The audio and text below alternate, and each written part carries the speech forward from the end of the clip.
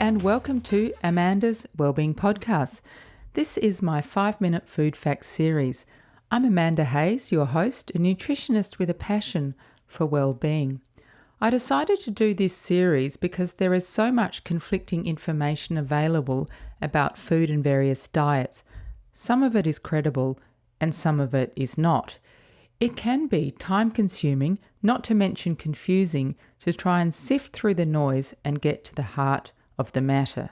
In this series, I will do all of that for you and present factual, reliable information in a concise and easy to understand way.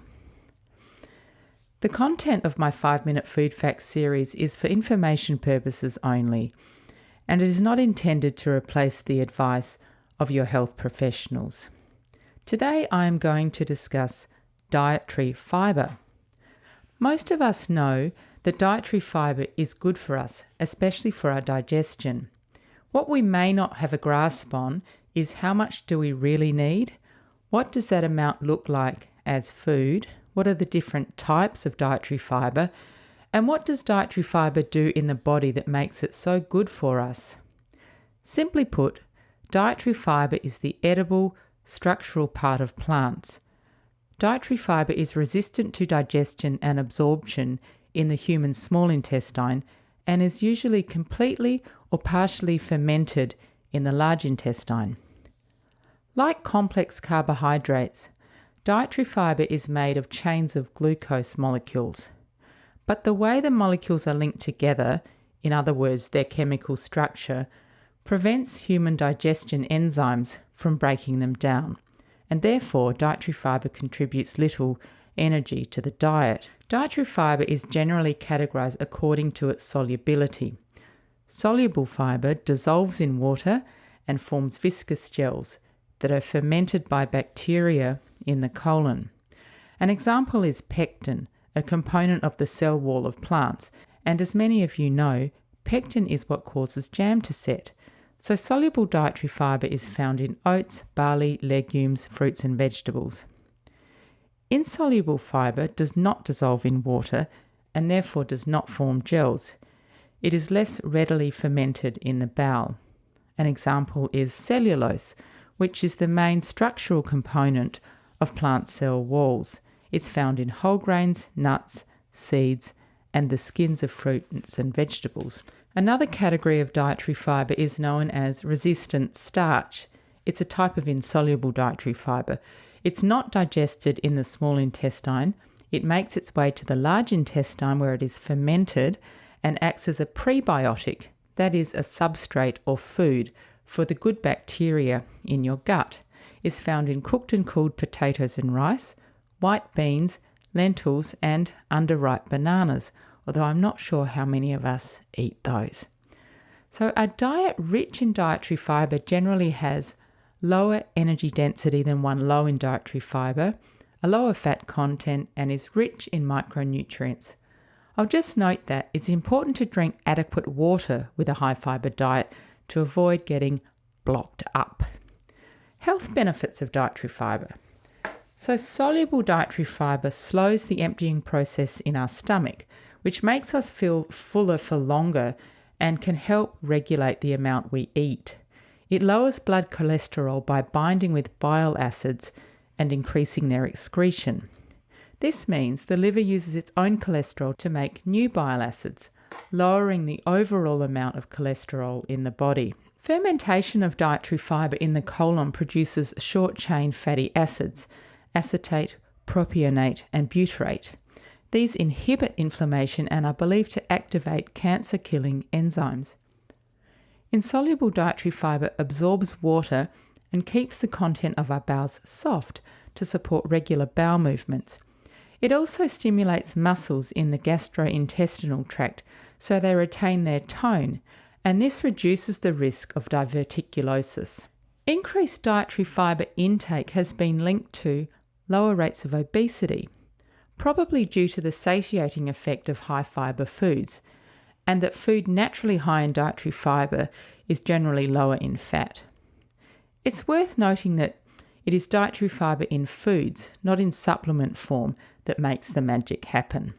likely due to the synergy with other healthy nutrients in fibre-rich foods. It's also linked to lower rates of cardiovascular disease, likely through the effects of some dietary fibres. It's also linked to lower rates of cardiovascular disease, likely through the effects some dietary fibres have on reducing plasma cholesterol.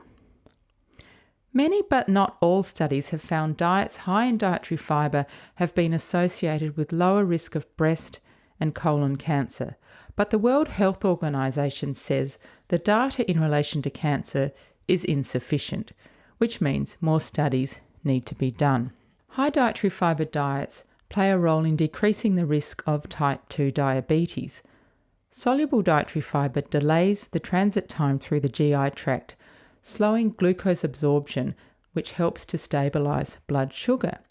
And there is more. Diets rich in fermentable dietary fibre and low in animal fat and protein are associated with increased bacterial diversity in the gut, which is understood to be beneficial to health. The gut microbiome is a fascinating area of ongoing research, uncovering mounting evidence on how healthy gut flora can positively influence human health in a variety of ways. I'll do a 5-minute food fact podcast on the gut microbiome to explain this. I've already mentioned some, but which foods are sources of dietary fibre? It's found in plant-based foods like fruits, vegetables, legumes, whole grains, and nuts. And just for the sake of clarity, there is no dietary fibre in meat or dairy products unless it's been added during processing. The National Health and Medical Research Council in Australia recommends 30 grams per day for men and 25 grams per day for women. The amount does vary with age, so I'll put a link to that information in the show notes. So what does that look like? How much plant food do we need to eat to obtain 25 grams of dietary fibre? For example, half a cup of rolled oats has 4.5 grams. You could have this for breakfast with fruit, like an apple, which has 2.2 grams. For lunch, you could have a salad, including a cup of vegetables, that's 3.8 grams, and a small handful of nuts, of almonds perhaps, 2.6 grams. For dinner, you could have a cup of wholemeal pasta or of lentils, which each have about 8 grams, and a cup of broccoli or similar vegetable, again 3.8 grams. So that makes up about 25 grams.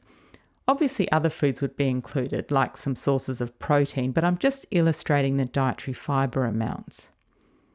I will note that, given the popularity of low-carbohydrate diets, it is possible to achieve the recommended dietary fibre intake on a lower carbohydrate diet too. You simply need to choose foods that are high in dietary fibre but low in carbohydrate. An example of these are ground flax or chia seeds, berries, avocados, cauliflower, or broccoli. So how much dietary fibre do Australians actually eat? According to the most recent National Nutrition and Physical Activity Survey in Australia, the median dietary fibre intake for adults was 20.7 grams per day, about 5 to 10 grams below the recommended amounts. Dietary fibre has been flagged as a nutrient of concern in Australian diets.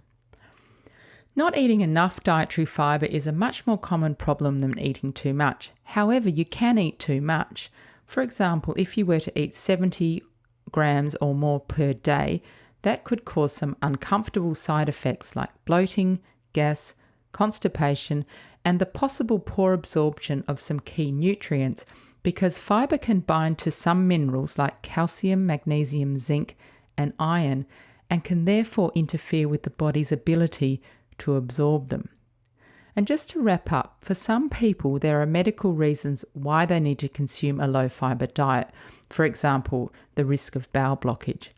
And people on low FODMAPs diets need to be selective about the dietary fibre containing foods they eat, particularly in relation to fermentable dietary fibre.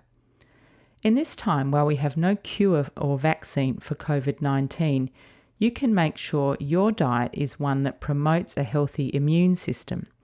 As I've discussed, dietary fibre is good for your digestive system and your gut microbiome. This is important because a healthy immune system depends on a healthy digestive system. Plant foods are full of dietary fibre, so make sure to include them in your diet. They're also bursting with vitamins and minerals and antioxidants. I'll put links in the show notes to my 5-minute food fact episodes on those topics. If you have any questions, please email me at contact@wellbeingpodcast.com. I'd also like to say from Amanda's Wellbeing Podcast that I hope you're all keeping safe and well during the coronavirus times. And thank you so much to all our wonderful health workers, supermarket workers, truck drivers, volunteers, and so many more for keeping us safe and well fed. You can subscribe to my podcast, Amanda's Wellbeing Podcast, on YouTube. Hit the subscribe button, and while you're there, click on the bell to be alerted when new episodes are available. You can also subscribe on your favourite podcast app, iTunes, Stitcher, Spreaker, Spotify, or Google Podcasts, and you can follow the podcast on Twitter, Instagram, and Facebook. Direct links to all social media can be found on the subscribe page of my website at www.amandaswellbeingpodcast.com. Producing the podcast is a labour of love. We put in a lot of time, money, and effort behind the scenes. So if you enjoy Amanda's Wellbeing Podcast and would like to make a contribution, you can do so via Patreon, PayPal, or by Amazon. You simply visit the contribute page on my website. Please take a minute to leave a rating on iTunes. It improves visibility and will inspire me to keep researching for this 5-minute food facts series. Finally, in Amanda's Wellbeing Podcast news, I've decided to reclaim my Sunday evenings, so I'm trying out changing the publication day of my podcast from Monday to Tuesday. So let's see how that goes. Thank you very much for tuning in. Eat well, move well, think well.